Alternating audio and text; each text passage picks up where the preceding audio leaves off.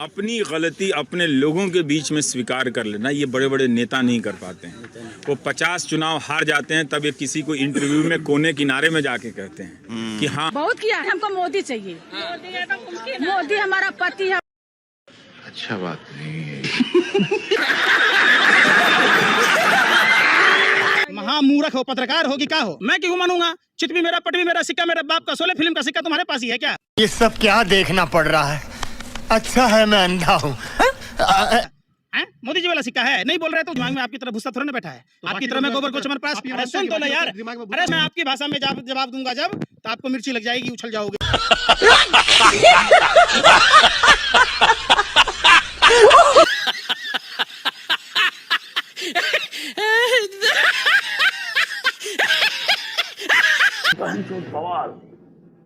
जुम करो।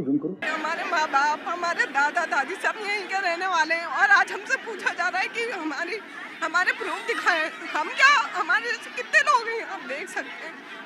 कितना दुख है कि हम भारत के रहने वाले और हमसे कहा जा रहा है कि हम बताएं, हम प्रूफ दें कि हम भारत के हैं या नहीं है। देश बेच रहे हैं आप।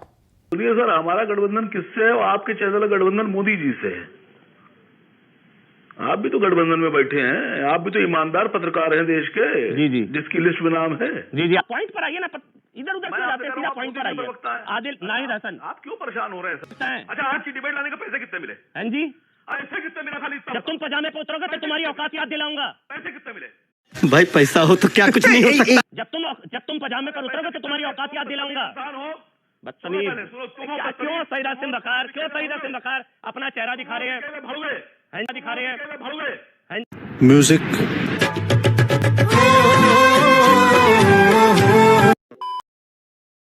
कैसी त्यागी शुरुआत मैं आपसे ही करना चाहूंगा। ये जो फ्री का नैरेटिव चला है जी, रेवड़ी ये मेवा है या सेवा, जन कल्याण है या लुभाने का एक तरीका, पैसा तो हमारा ही लगता है ना। आम देशवासियों से ये पैसा लिया जाता है और जन कल्याण तो जिम्मेदारी है किसी भी सरकार, कोई भी सरकार क्यों ना हो, बीजेपी की हो, कांग्रेस की हो, बाकी और किसी दलों की हो, तो ये जरूरतें पूरी करना तो उनकी जिम्मेदारी है। तो परिभाषित क्यों नहीं कर दिया जाता कि भाई रेवड़ी क्या है और असल जन कल्याण क्या है, असल सेवा क्या है? ये बिल्ली के गले में कोई घंटी बांधने को तैयार क्यों नहीं है?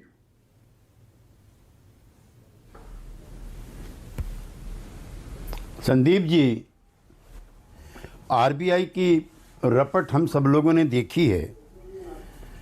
एक तो मैं आपके चैनल के माध्यम से और अपने पैनलिस्ट फ्रेंड्स को भी कहना चाहता हूं कि दुनिया की जितनी भी प्रोमिनेंट एजेंसीज़ हैं, चाहे वो स्टेट बैंक है, चाहे मूडीज़ है, चाहे फिच है, आईएमएफ है, वर्ल्ड बैंक है, इनका कहना है कि विश्वव्यापी मंदी होनी है और उसका असर भारत पर भी पड़ना है। नंबर 1। नंबर 2, विकसित हम देश होना चाहते हैं, क्लेम करते हैं, बहुत अच्छी बात होगी।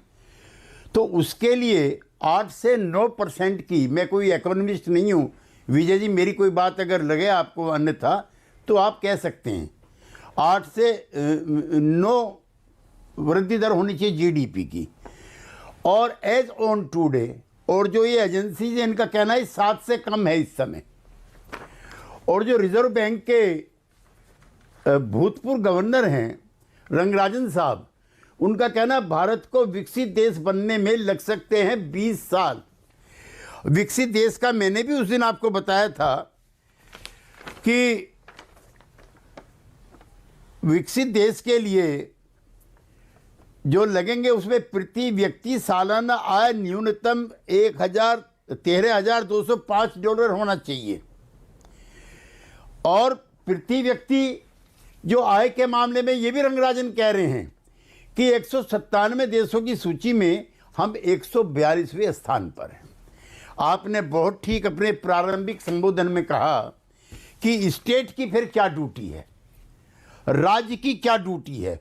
अब जो सब्सिडी को लेकर के आरबीआई गवर्नर ने कहा है, हम तो चिंताओं में चले गए हैं, क्योंकि ये जो सब्सिडीज़ हैं, एक तो ये फूड की हैं, 81 करोड़ लोगों को जो आप खिला रहे हैं, पैदा तो खैर हम ही ने किया है, यह एग्रीकल्चर साइंटिस्ट हैं, उन्होंने नुस्खे दिए हैं जिसको एमएसपी भी नहीं मिलती है।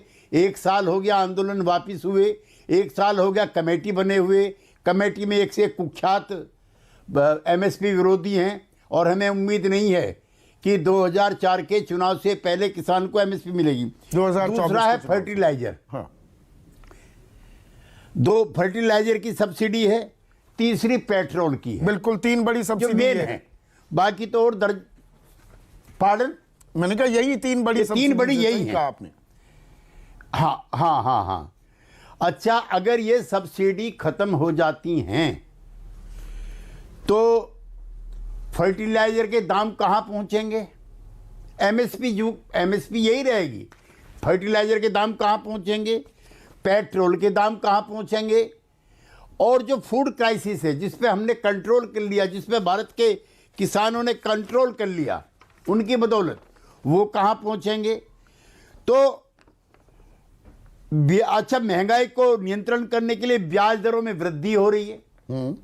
मेरे प्रिय गुरु प्रकाश जी बैठे हैं, ये मुझसे ज़्यादा बेहतर जानते हैं। एक तो मेरा ये कहना है कि जीडीपी की दर में अगर कमी आई तो, सरदारान जी मैं आपको भी एड्रेस कर रहा हूं, तो आर्थिक गतिविधियां सुस्त हो जाएंगी। मैं नहीं कह रहा हूं, रंगराजन जी आप ही के एडवाइजर हैं, वही कह रहे हैं। और आर्थिक गतिविधि अगर सुस्त होती हैं तो बेरोजगारी बढ़ेगी, बेरोजगारी बढ़ती है तो कमाई घटेगी, कमाई घटती है तो बाजार में मांग घटेगी। ये सारी चीज एक दूसरे से इंटरकनेक्ट। नहीं केसी त्यागी साहब, तो आने क्या वाले समय रेवड़ी में है और क्या जन कल्याण है, ये परिभाषित क्यों नहीं हो जाता? एक सीधा सा सवाल है, 75 साल आजादी का मैंने इसीलिए जिक्र किया। क्या साफ पीने का पानी, क्या बिजली 24 घंटे की, क्या अच्छी शिक्षा व्यवस्था, स्वास्थ्य सुविधाएं, ये देना किसी भी सरकार की पहली जिम्मेदारी नहीं है क्या? होनी चाहिए। इसमें हम इतना गोल गोल क्यों घूम रहे हैं कि ये रेवड़ी है या नहीं है? ये मतलब नो ब्रेनर है। देखिए, जो आपने संदीप जी कहा है, इन चीजों की व्याख्या आपने की है, ये रेवड़ी नहीं है। सस्ती शिक्षा होनी चाहिए, सस्ती स्वास्थ्य सुविधाएं होनी चाहिए, पानी अच्छा मिलना चाहिए, ये कौन कहता रेवड़ी है?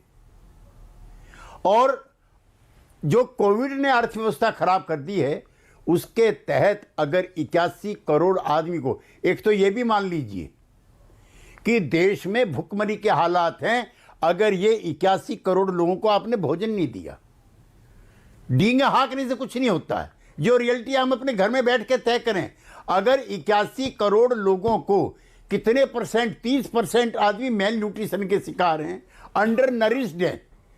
मैंने एक रिपोर्ट पढ़ी है, आने वाले समय में भारत में बौने बच्चों की संख्या बढ़ रही है। बौने कब पैदा होते हैं? जब मां को पूरा खाना, जब बच्चा गर्भ में है तब नहीं होता। ये भारत के लिए भी एक भयंकर वो हो गया है। तो जो थर्ड वर्ल्ड कंट्रीज हैं, विकसित तो जब आप हो जाएंगे मैं सीधा करूंगा, लेकिन थर्ड वर्ल्ड कंट्रीज के अंदर जो स्टारवेशन डेथ हो रही हैं, किसान क्यों आत्महत्या कर रहा है? 25-30 किसान और मजदूर भी शामिल हो गए। पहले मजदूर शामिल नहीं थे, और कुछ दिन बाद छोटे व्यापारी भी इसमें शामिल होंगे। तो ये रेवड़ी वाला और गैर रेवड़ी वाला, मैं बिल्कुल आपसे एग्री करता हूं, ये भी तय हो जाए। एक वेलफेयर तय कौन करेगा? विजय सरदाना, एक मिनट, केसी त्यागी साहब, ये तय कौन करेगा? ये तय हो जाना चाहिए ना।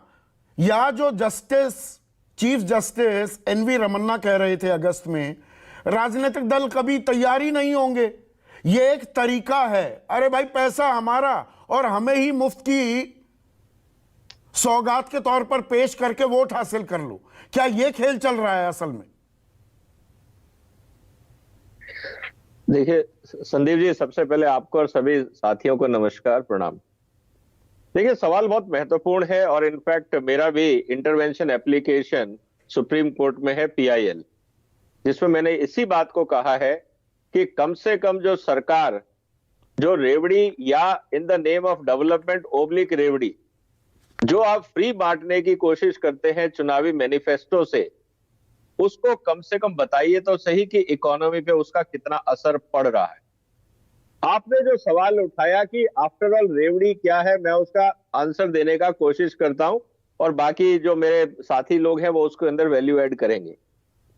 देखिए ये बात बिल्कुल सही है, संविधान के हिसाब से हमारे कुछ मिनिमम अधिकार हैं जो हर सामान्य नागरिक को मिलने चाहिए, जिसको हम बेसिक क्वालिटी ऑफ लाइफ कह सकते हैं, जिसमें आपने खुद कहा साफ पानी, बिजली की जरूरत, शिक्षा की जरूरत, मेडिकल की जरूरत और बेसिक इंफ्रास्ट्रक्चर, ये हर आदमी को मिलना चाहिए ताकि उसकी क्वालिटी ऑफ लाइफ, उसकी डिग्निटी मेंटेन रहे।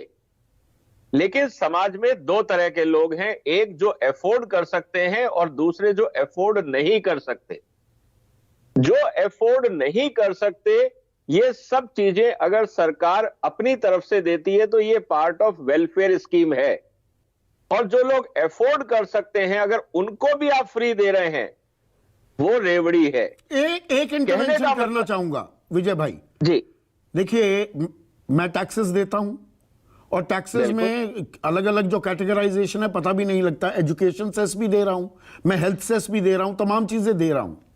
मैं अफोर्ड कर सकता हूं, मैं खुलकर कह रहा हूं कि मैं अपने बेटे को भारत ही नहीं दुनिया के बेस्ट स्कूल में भेज सकता हूं, भेज भी रहा हूं।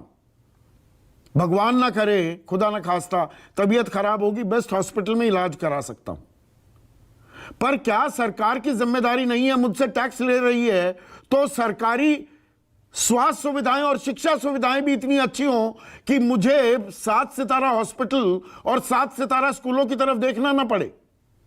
जो आप ये कह रहे हैं ना कि मैं अफोर्ड कर सकता हूं पर मैं टैक्स दे रहा हूं, मुझे वो विकल्प भी तो देना सरकार की जिम्मेदारी है कि नहीं है? बिल्कुल सही कहा आपने, बिल्कुल सही कहा आपने। मैंने इसीलिए आपसे कहा कि जैसे minimum quality education, minimum quality health services आप अफोर्ड कर सकते हैं या नहीं कर सकते, ये आपका संवैधानिक अधिकार है, क्योंकि ये राइट ऑफ लाइफ है, राइट ऑफ एजुकेशन है, ये बेसिक चीजें हैं।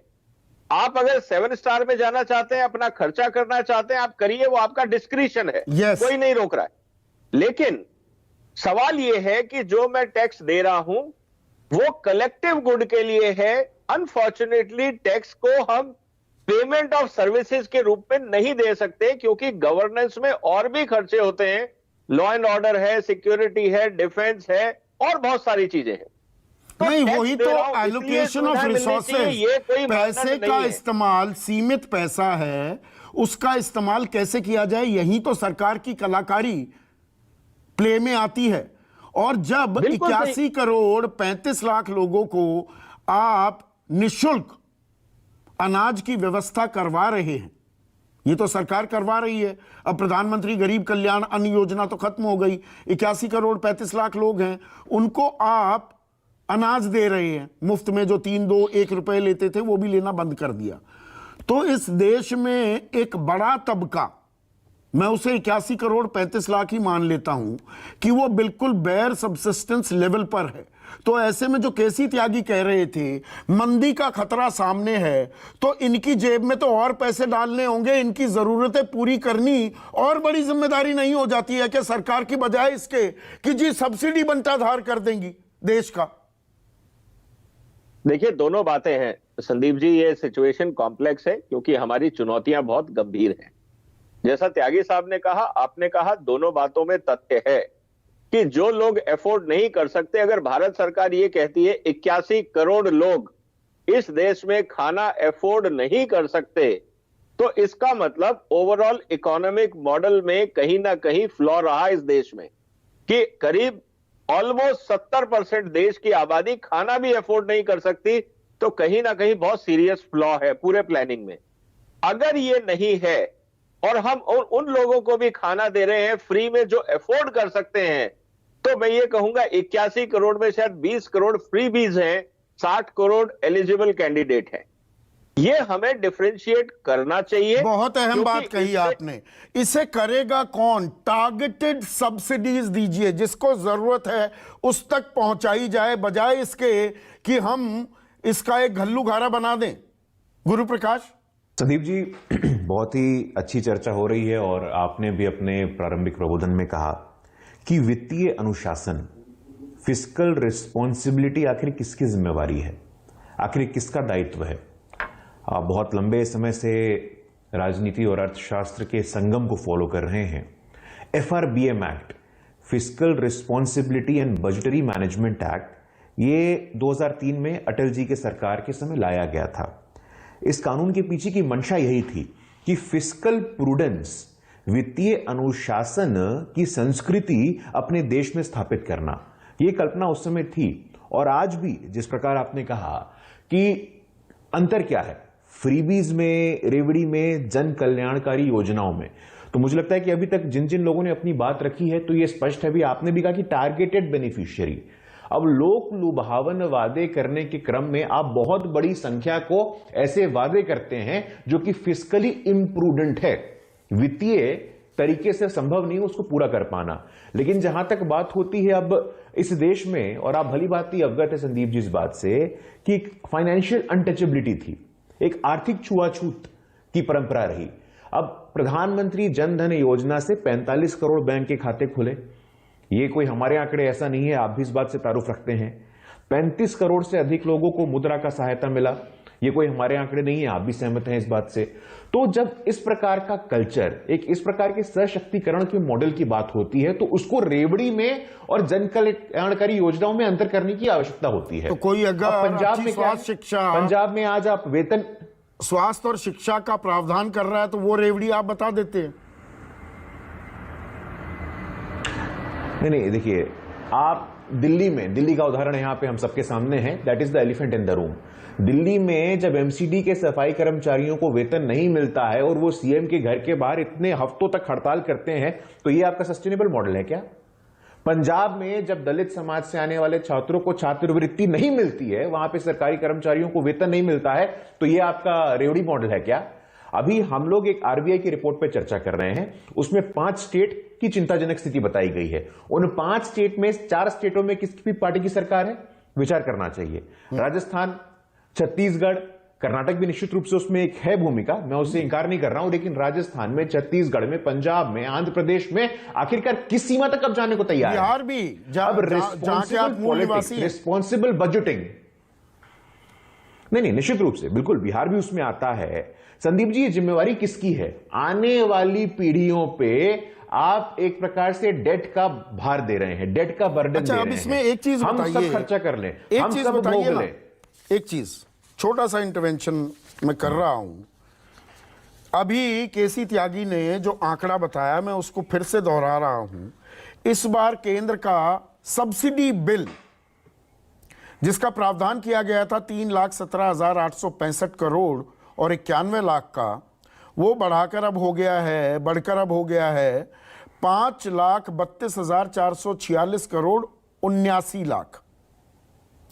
और इसमें फूड, अनाज की है 2,87,179 करोड़, फर्टिलाइजर खाद की है 2,14,511 करोड़ और पेट्रोलियम की है 30,756 करोड़, 5,32,446 करोड़। इस पर काला सूट, गुलाबी अखबार, आरबीआई, तमाम लोगों की चिंताएं बढ़ जाती हैं, माथे पर लकीरें आ जाती हैं। पर जब वो 10,09,511 करोड़ एनपीए घोषित कर दिए जाते हैं, वो बट्टे खाते में चले जाते हैं, तब कोई उफ नहीं करता। संदीप जी, सब्सिडी होना या नहीं होना, ये तो एक बड़े डिबेट का विषय है। मैं आपको थोड़ा सा पीछे लेकर के जाना चाहता हूं। जब हमारा देश स्वतंत्र हुआ था, तो संविधान निर्माता भारत रत्न बाबा साहेब अंबेडकर ने एक चेतावनी दी थी, बहुत प्रमुख चेतावनी थी, जो आज भी प्रासंगिक है। उन्होंने कहा था कि हम एक ऐसे समाज में प्रवेश करने वाले हैं जहां पे राजनीतिक समानता तो होगी, लेकिन सामाजिक और आर्थिक असमानताएं होंगी तो सोशल और इकोनॉमिक इनइक्वालिटी, आर्थिक असमानताओं से कैसे निपटना है? अब सब्सिडी को ही समाप्त कर दे क्या? अब सब्सिडी की आवश्यकता, सब्सिडी की सीमा या मर्यादा तय होनी चाहिए कि नहीं होनी चाहिए? तो आर्थिक असमानता है इस देश में, इसको स्वीकार करना चाहिए और उससे निपटना कैसे है इसकी चिंता करनी चाहिए। जब 45 करोड़ जनधन खातों की बात होती है, 35 करोड़ से अधिक मुद्रा के बेनिफिशियरीज की बात होती है, जब 10 करोड़ से अधिक उज्ज्वला के बेनिफिशियरीज की बात होती है, तो ये इंटरवेंशन से संदीप जी, इस पे विचार करना चाहिए हम लोगों को। और अभी केसी त्यागी जी हम सबके वरिष्ठ हैं, बहुत अच्छी बात उन्होंने बोली। मेरे सामने भी वर्ल्ड बैंक की वेबसाइट खुला है और वर्ल्ड बैंक के वेबसाइट पे ये रिपोर्ट है जो बिल्कुल आपने देखा होगा Sandeep ji, India better positioned to navigate global headwinds than other major emerging economies. ऐसा वर्ल्ड बैंक कह रहा है, ऐसा गुरु प्रकाश नहीं कह रहा संदीप जी। इस पे विचार करना चाहिए हम लोगों को। तो ये तो फिर flies in the face of RBI argument कि नहीं कर्ज के तले दब गया, आगे विकट समस्या आ जाएगी। फिर तो जो ये संकट, संक्रमण, आफत, आपातकाल से गुजरे और उसमें कर्जे भी बढ़े राज्यों के भी और केंद्र के भी, तो जन कल्याण प्राथमिकता बनी। ये तो अच्छी बात कह रहे हैं, उसकी तस्दीक आपने कोट किया, वर्ल्ड बैंक भी कर रहा है। संदीप जी देखिए, पिछले 8 वर्षों में जो इकोनॉमिक ग्रोथ का मॉडल है, आप जन कल्याणकारी नीतियों की बात करते हैं और निश्चित रूप से उसका हम लोगों को राजनीतिक फायदा भी मिलता है, लेकिन इंफ्रास्ट्रक्चर की दिशा में जो पुश मिला है इसको सिर्फ हम एक्नॉलेज कर रहे हैं क्या? अटल टनल हो, नॉर्थ ईस्ट में कनेक्टिविटी हो, दक्षिण में हो, सागर में हो, हर जगह इंफ्रास्ट्रक्चर बूम हो रहा है। तो उसके लिए टैक्स देता है ना, आम आदमी देता है ना, गरीब से गरीब का भी योगदान है इसमें। संदीप जी आप एसेट क्रिएट करिए, एसेट क्रिएशन पे, प्रोडक्टिव एसेट पे जोर होना चाहिए, ना कि आपके ऐसे खर्चे होने चाहिए जो सस्टेनेबल नहीं है। आने वाली पीढ़ियों की चिंता कौन करेगा? 10,09,511 करोड़ एनपीए हो जाते हैं, उसका क्या? बहुत अच्छा पॉइंट उठाया है संदीप जी। कभी ये भी, इस पे भी हम लोग विश्लेषण करेंगे कि किसके समय कितना एनपीए हुआ था। अभी कुछ दिनों पहले हमने चर्चा किया चंदा कोचर जी का।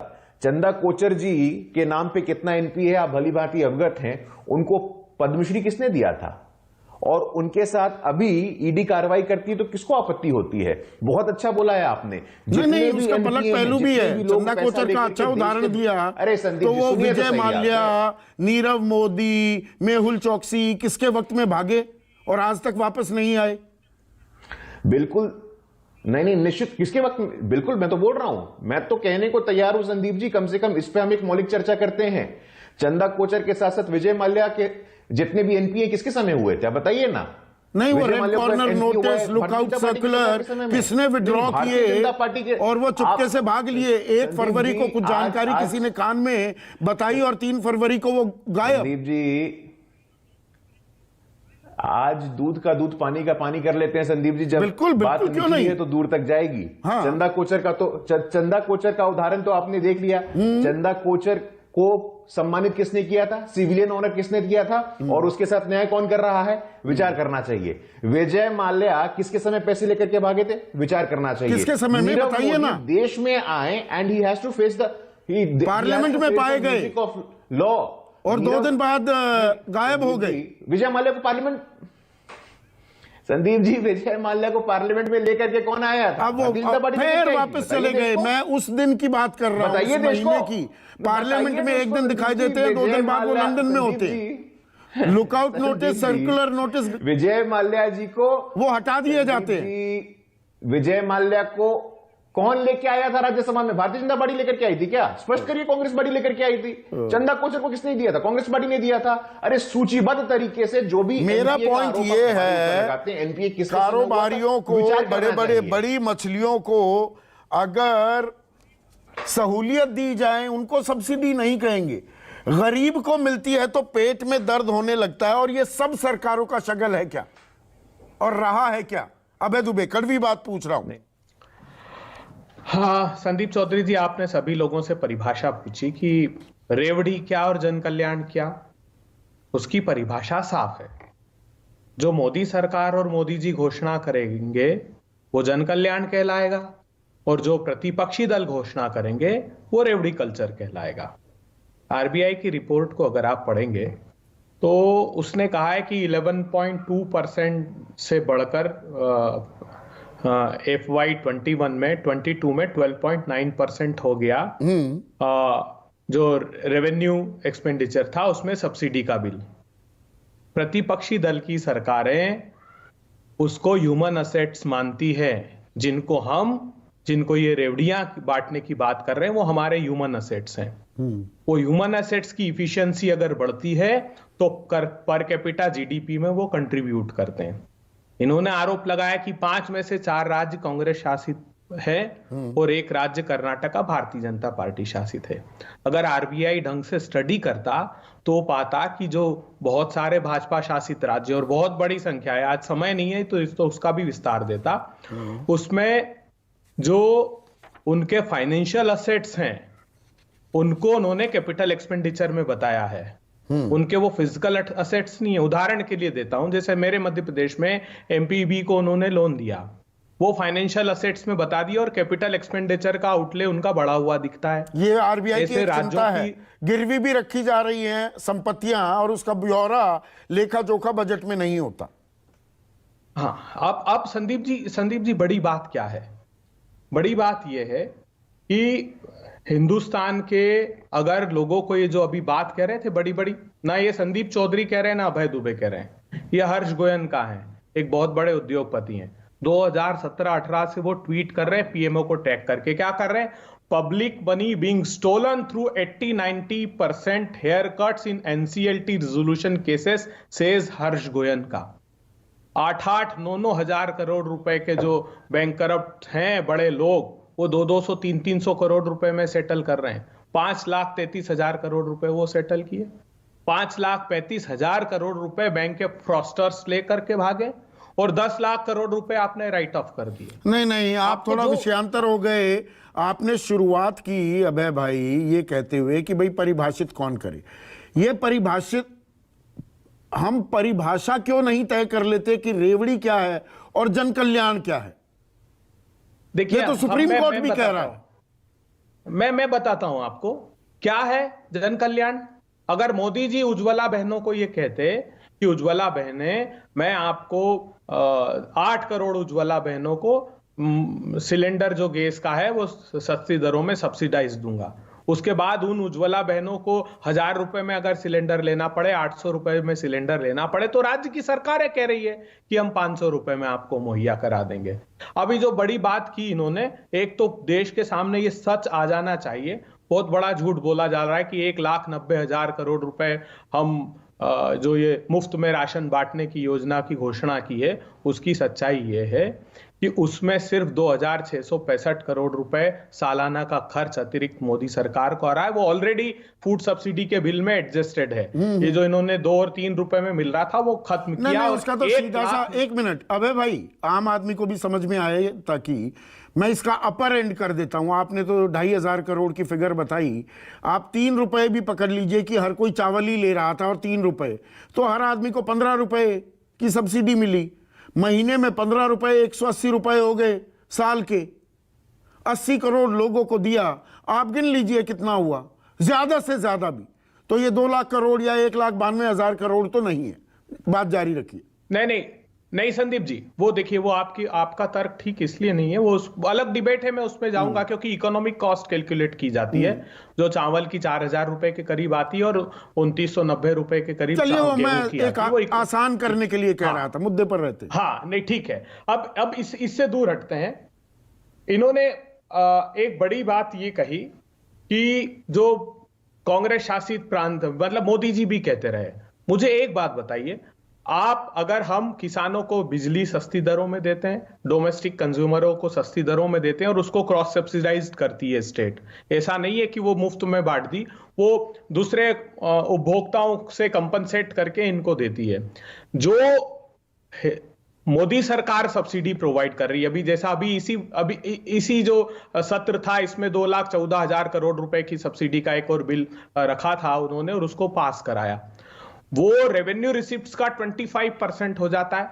2020-21 में तो वो 43% चला गया था। उसको रेवड़िया नहीं कहेंगे ये लोग, उसको नहीं तो नहीं, कहेंगे रेवड़िया तो जनकल्याण का आप काम कर भी। रहे अब हैं। मुझे एक चीज बताइए, 500 रुपए में आप एलपीजी सिलेंडर देंगे राजस्थान में, तो वही चीज छत्तीसगढ़ में भी दीजिए और हिमाचल में भी दीजिए। तीनों जगह सरकार हैं, क्या साइलोज में काम कर रहे हैं? आपकी एक सरकार कुछ देती है, दूसरी सरकार कुछ देती है। देखिए, हर एक प्रांत के परिस्थितियों के अनुसार हम लोगों का अनाउंसमेंट्स हैं। हम छत्तीसगढ़ में जैसे धान खरीद रहे हैं हम किसानों से, अधिसंख्य किसानों से, तो किसी ना किसी तरीके से हम उन लोगों को अधिकार संपन्न कर रहे हैं जो समाज की अंतिम पंक्ति में खड़े हैं। हमने 300 यूनिट तक बिजली मुफ्त की अगर घोषणा की तो ऐसा नहीं था। कांग्रेस पार्टी का हर अनाउंसमेंट इकोनॉमिकली, हमारी एक नेशनल लेवल पर कमेटी है, उसमें असेसमेंट करते हैं। चिदम्बरम साहब जैसे ओपीएस में इन्होंने हर किया ना। मैं ओपीएस को भी, पुरानी पेंशन योजना गाजे बाजे के साथ आप कह रहे हैं लागू करेंगे, वो तो ठेंगा दिखा दिया। पीएफआरडीए ने भी, वित्त सचिव ने भी और वित्त मंत्री ने भी कि एनपीएस के पैसे 35,000 करोड़ वो तो नहीं देंगे, हम वो दे ही नहीं सकते, वो तो लग चुके, उनका निवेश हो चुका। वो 35,000 करोड़ कहां से आएंगे? मैं ओपीएस को भी एक रेवड़ी के तौर पर क्या आपने पेश कर दिया और सरकारी कर्मचारी बीच में अधर में अटक गया। नहीं संदीप चौधरी जी, हमारा उसमें क्लियर कट थॉट है, मैं इसलिए उस पर ज्यादा अभी डिबेट नहीं कर सकता, क्योंकि वो एक आंतरिक मूल्यांकन हमारा चल रहा है और हम बहुत सफलतापूर्वक उसको, मैंने उस दिन भी आपके शो में इस बात को कहा था। मैं उस टॉपिक से थोड़ा सा डिस्ट्रैक्ट हो जाऊंगा जिस बुनियादी मुद्दे पर मैं बात करना चाहता हूं। हम समाज के अंतिम पंक्ति में खड़े हुए लोगों को न्याय देना चाहते हैं। मोदी सरकार उन लोगों का हक छीनकर मुट्ठी भर धन्ना सेठों को पोषित कर रही है। अगर हम किसानों को सस्ती बिजली दे रहे हैं तो क्यों दे रहे हैं? क्योंकि 25,000 रुपए हेक्टेयर उनकी कॉस्ट बढ़ गई। मोदी सरकार ने कहा कि 27 रुपए प्रतिदिन की उनकी आमदनी रह गई। तो क्या ये हमारा दायित्व नहीं कि हम किसानों को अधिकार जैसा, तो ये मुफ्त में देने के बजाय लाभकारी मूल्य मिल जाए, वो तो कभी मिला नहीं। एमएसपी कभी कानून बना नहीं, इजाद हुआ था 1967 में। अभय कुमार दुबे, मैंने एक और अंग्रेजी फ्रेज का इस्तेमाल किया था शुरुआत में, there are no free lunches in this world. ये कई बार चर्चा ये रेवड़ी की और ये काला सूट गुलाबी अखबार वाले बहुत बढ़ चढ़कर सब्सिडी सब्सिडी बंद करो चिल्लाते हैं। अरे भाई, ये सब्सिडी किस बिना पर दी जाती है? क्योंकि हमसे टैक्स लिया जाता है ना। कोई कुबेर का खजाना है सरकार के पास कि भाई नोट छाप दिए और हमारे को दे दिए। संदीप जी, मुझे एक तो हाथ लेकर दूसरे हाथ दे रहे हैं ना। कोई एहसान किया जा रहा है क्या? संदीप जी, बहुत अच्छी चर्चा आप करा रहे हैं और आपका ये जो फिक्रा है काला सूट गुलाबी अखबार, ये मुझे बड़ा पसंद आया और मैं भी अभी किसी लेख में इसका इस्तेमाल करूंगा। तो आदरणीय सरदाना जी ने बहस में मैं यहाँ पर कह दूं, एक चीज बता दूं, जो ये इस्तेमाल में कर रहा हूं, ये मैंने सीखा था स्वर्गीय विनोद दुआ से। ये दरअसल विनोद दुआ के दिमाग की करामात थी, तो जहां क्रेडिट ड्यू है वो देना जरूरी हो जाता है। तो सरदाना साहब ने ये कहा था कि ये बहुत जटिल मसला है। तो मेरी समझ में जो जटिलता है, जटिलता का ब्यौरा मैं थोड़ा आपकी खिदमत में, सब साथियों की खिदमत में मैं पेश करूंगा। मेरा मानना है कि पिछले 20 साल में जो भारतीय लोकतंत्र है वो अलग अलग तरह के वेलफेयर मॉडल्स की प्रतियोगिता में बदल गया है। सब लोगों का अपना अपना एक वेलफेयर मॉडल है। मोदी जी का एक वेलफेयर मॉडल है, दिल्ली में शीला दीक्षित का एक वेलफेयर मॉडल था, आज अरविंद केजरीवाल का एक वेलफेयर मॉडल है, चंद्रशेखर राव का वेलफेयर मॉडल है, जगन रेड्डी का अपना है, नवीन पटनायक का अपना है, सबका अपना, स्टालिन साहब का एक अपना वेलफेयर मॉडल है, नीतीश कुमार का अपना एक वेलफेयर मॉडल है। सबका अपना अपना वेलफेयर मॉडल है और लोग उसके हिसाब से अपनी जो पॉलिटिकल कॉन्स्टिट्यूएंसी है उसको संबोधित करते हैं उसके लिहाज से, और उसके हिसाब से उनको वोट मिलते हैं। यह वेलफेयर मॉडल इसलिए बनाना पड़ा है क्योंकि मनमोहन सिंह जी के जमाने से ही सब लोग, सारे नेता ये जानते हैं कि अर्थव्यवस्था की गतिविधियों में इतनी दम नहीं है कि लोगों की आमदनी बढ़ा पाए और लोगों को रोजगार दे पाए। सब लोग जानते हैं कि आर्थिक गतिविधियां देश में कुछ इस तर्ज पे चल रही हैं, उसकी पूरी डिजाइन ये है कि न तो लोगों की आमदनी बढ़ेगी और न ही उनको कोई रोजगार प्राप्त होगा। ऐसे में ये वेलफेयर मॉडल पूरी राजनीति के ऊपर उसका दबदबा कायम हो गया है। बिना इसके कोई राजनीति करने की कल्पना भी नहीं कर सकता। इसलिए ये इसी तरीके से जारी रहेगा, इसमें कोई कुछ भी नहीं कर सकता है, क्योंकि हमारी अर्थव्यवस्था इस तरह की है, उससे आम जनता को, निम्न आय वर्ग की अर्थव्यवस्था है, लोअर इनकम ग्रुप की कंट्री है, और उसको किसी को कोई लाभ नहीं होता है। मतलब नहीं, ये एहसान करके जो देने की प्रवृत्ति हो गई है कि देखिए हम ये दे रहे हैं फ्री में। अरे भाई एहसान नहीं है, ये आपकी जिम्मेदारी है, हमारा ही पैसा है, उसका आवंटन है। हर एक के वेलफेयर मॉडल में कुछ चीजें जायज हैं और कुछ चीजें नाजायज हैं उसके अंदर, वो मिला जुला है। आप उन दोनों को अलग अलग नहीं कर सकते किसी भी तरीके से। चाहे सुप्रीम कोर्ट अपना कोई जजमेंट दे दे या चुनाव आयोग कह दे या रिजर्व बैंक कह दे, उससे राजनीति नहीं बदलने वाली। राजनीति इसी तरह की रहेगी। अगर राजनीति को बदलना है तो जो अर्थव्यवस्था है उसको बदला जाना चाहिए, और वो बदल नहीं सकती। इसलिए बदल सकती कि उस बारे में एक राष्ट्रीय मतैक्य है। अर्थव्यवस्था के मामले में आर्थिक नीतियों, किसी भी पार्टी, किसी भी विचारधारा की सरकार आ जाए, उसके बारे में एक राष्ट्रीय सहमति है कि वो इसी तरीके से चलेगी।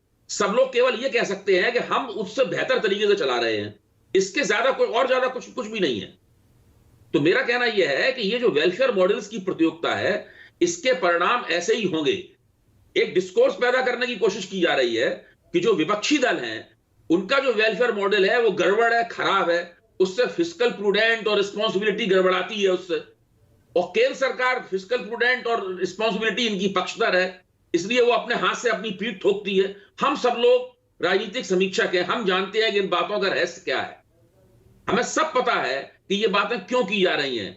चूंकि आप देश को आर्थिक प्रगति की राह पर नहीं ले जा सकते, इसलिए आपको ठीकरा फोड़ने के लिए एक दरवाजा चाहिए, और वो दरवाजा रिजर्व बैंक की मदद से, सुप्रीम कोर्ट के किसी जजमेंट की मदद से, और केंद्र सरकार और भारतीय जनता पार्टी की नीतियों की तरफ हमदर्दी से देखने वाले विशेषज्ञों की मदद से विपक्ष के दरवाजे पे वो ठीकरा फोड़ा जा रहा है। ठीक है, अब छोटा सा कमेंट चाहूंगा केसी त्यागी, अभय दुबे और गुरु प्रकाश, 20-20 सेकंड में। ये तो राजनीतिक जमात की भी जिम्मेदारी है ना, वो तय करे कि आम आदमी के प्रति उसकी अहम प्राथमिकताएं क्या हैं। तो ये डिबेट ही अपने आप गौण हो जाएगी। केसी त्यागी, आपसे शुरू कर रहा हूं, 15-15 सेकंड में प्लीज। देखिए संदीप जी, केंद्र की सरकार और राज्यों की सरकार में एक तो जो कोऑपरेटिव फेडरलिज्म को लेकर के तकरार है, आर्थिक नीतियों को लेकर तकरार है, सोसाइटी के कौन से एक्शंस उनकी लिस्ट में लेकर के उसको तकरार है। जैसे मैं आपसे कहता हूं, मेरे लिए सबसे अहम मुद्दा है कि क्या किसानों की जो सब्सिडीज़ हैं, फूड की हैं, फर्टिलाइज़र की हैं, पेट्रोल की हैं, मैं मानता हूं हर वेलफेयर स्टेट का ये फ़र्ज है कि किसानों को जो दौलत पैदा कर रहे 81 करोड़ लोगों को खिला रहे हैं, उनको ये सब्सिडी जारी रहनी चाहिए। और मैं मानता हूं खुलकर आएंगे क्या? अबे दुबे, खुलकर आना चाहिए हर पार्टी को इस बारे में। नहीं संदीप जी, हम जब भोजन का अधिकार कानून लेकर आए थे तब भी बीजेपी कह रही थी पैसे कहां से लाओगे। किसानों को जमीन का 4 गुना मुआवजे का प्रावधान लेकर आए थे तब भी कहा था पैसे कहां से लाओगे। शिक्षा के अधिकार पर बात करते थे तो ये सोशल वेलफेयर पर हमेशा से ये कहते हैं। इस हिंदुस्तान में 84% लोगों की आमदनी घटी, 12 करोड़ के रोजगार चले गए, क्योंकि गलत नोटबंदी और गलत तरीके से जीएसटी इन लोगों ने लागू किया, अर्थव्यवस्था इन्होंने बर्बाद की। अब ये बिल्कुल ठीक कहा अभय कुमार दुबे जी ने कि ये ठीकरा फोड़ना चाहते हैं प्रतिपक्षी दलों पर, जबकि इनकी नाकामी थी, और हम तब भी किया था और इस बार भी हम ये चरितार्थ। गुरु प्रकाश, क्लैरिटी होनी चाहिए कि नहीं? अभी गुजरात में बहुत बड़ा, हाँ गुजरात में एक्सपेरिमेंट हो गया ना, गुजरात में एक्सपेरिमेंट हो गया। एक तरफ वो लोग थे जो बिल्कुल रेवड़ी की बात कर रहे थे, मुफ्त बिजली, मुफ्त शिक्षा, मुफ्त स्वास्थ्य, और एक तरफ हम लोग थे जो बिल्कुल प्रतिभा की बात कर रहे थे। तो गुजरात के लोगों ने जनादेश के माध्यम से अपना आशीर्वाद किस मॉडल को दिया, इस पे विचार करना चाहिए। अभी सुन रहा था मैं बातों को, संदीप जी आप ही का डिबेट था, इलेक्शन कमीशन ने बस इतना कहा कि अपने मॉडल पेश करिए आप, ये फ्रीबी का आपका मॉडल क्या है, उस पर सब विपक्षी दलियां विरोध में हो गई। तो यहाँ पे किसकी सोच क्या दर्शाता है, कुछ होता भी है ना। मैं ये पूछना चाह रहा हूं, मैं मानता हूं there are no free lunches in this world. हमसे एक हाथ से लेकर दूसरे हाथ से दिया जा रहा है और उसको परोसा ऐसे जा रहा है कि ये मुफ्त में दे दिया। मुफ्त में देता है कोई कुछ? नहीं, निश्चित रूप से संदीप जी, और बिल्कुल देश की जनता इस बात का मूल्यांकन करती है। गुजरात में उन्होंने इस बात का मूल्यांकन किया। एक तरफ वो लोग तो जो बिल्कुल रेवड़ी बांट रहे थे और एक तरफ हम लोग थे जिन्होंने पराक्रम की बात की, अपने मेहनत की बात की। नहीं, देश की जनता के विवेक पे कुछ बातों को छोड़ दीजिए। अनाज से लेकर किसान सम्मान निधि, पेंशन, उज्ज्वला, ये तमाम रेवड़ियां आपने बांटी हैं, अब आप उसको जन कल्याण कह देते हैं। नहीं संदीप जी, अगर मुद्रा के माध्यम से अनुसूचित जाति अनुसूचित जनजाति के युवाओं को लोन मिलता है कि अपना स्टार्टअप करो, जब अनुसूचित जाति जनजाति युवाओं को यह बोला जाता है be job givers not job seekers, तो पिछले 8 वर्षों में ही संभव हुआ है ना। रेडी वाले, पटरी वाले, छोटे बड़े व्यापारी, इस पर क्या कभी एक राजनीतिक आम सहमति बन पाएगी, एक सर्वदलीय बैठक हो जाए कि भाई क्या जरूरतें हैं आम आदमी की, उसको हम एड्रेस करेंगे, अलग अलग अपना मैनिफेस्टो बनाइए। पर जब आम आदमी, आप, मैं, हम सब अपनी मेहनत की गाढ़ी कमाई का एक हिस्सा टैक्सेस में देते हैं, मैं डायरेक्ट टैक्सेस की बात नहीं कर रहा हूं, इनडायरेक्ट टैक्सेस में भी हम देते हैं ना, सरकार के खजाने में वही पैसा जाता है, तो सरकार की भी जिम्मेदारी, केंद्र हो या राज्य, आम नागरिक की बुनियादी जरूरतें पूरी करना है कि नहीं, या रेवड़ी क्या है, मेवा क्या है, सेवा क्या है, इसी गुत्थम गुत्था में हम लगे रहेंगे। इस बारे में सोचिए। नमस्कार।